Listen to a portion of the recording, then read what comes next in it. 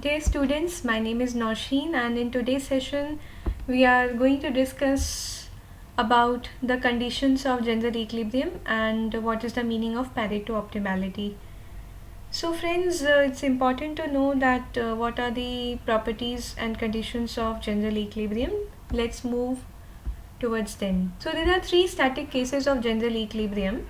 And what do we mean by static cases or static properties? So static properties basically means that when we will analyze the three cases of general equilibrium, we will do it by one. We are not going to do that together. And so we will try to we will try to evaluate the interactions separately for production, consumption, and both together. So the static cases of general equilibrium are these. One is efficient allocation of resources among firms, which basically is given by equilibrium of production.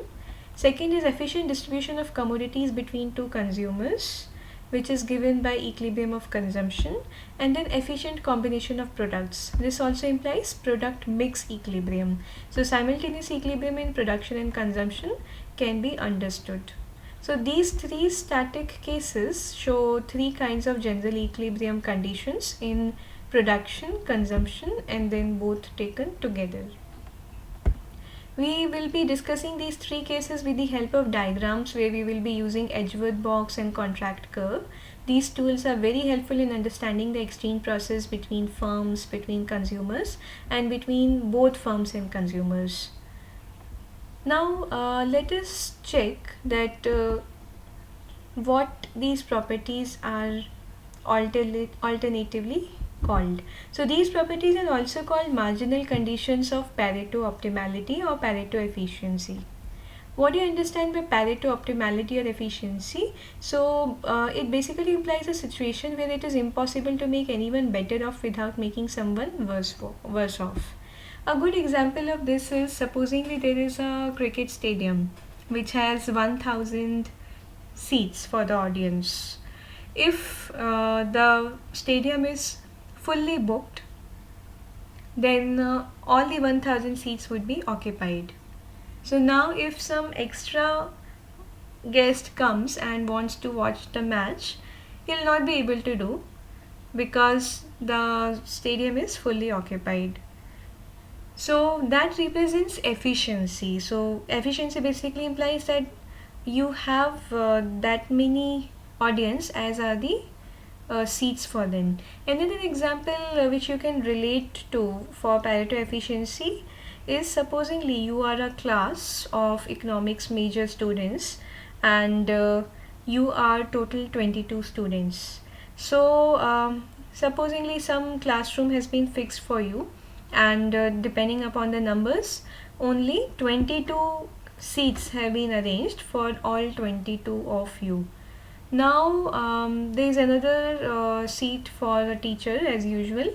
So total seats are 22 plus 1 for the teacher, that gives you 23. Now supposingly we are conducting our regular class and suddenly we have a visitor who is the director of your college, who is the director of your school, and he wants to sit for 5 minutes and just see what's going on. What would you do? So if the director of your institution comes, you had only 22 seats in the classroom plus one was your teacher's seat. So either the teacher would request the director to take her seat, his or her seat, and will remain standing. That means if we are trying to improve the situation of the director, the teacher is becoming worse off. Similarly, if one of a very sincere student gets up and tells the teacher to remain seated and says that I will give the director my seat, and he says that it's not that I'm going to remain standing, I will share the seat with one of my friend. So he also shares the seat, but then both of them sit uncomfortably, sharing the chair half. So actually he's making his friend worse off because he already had one whole seat and now he's sharing with him, and he's doing it to improve the condition of the director.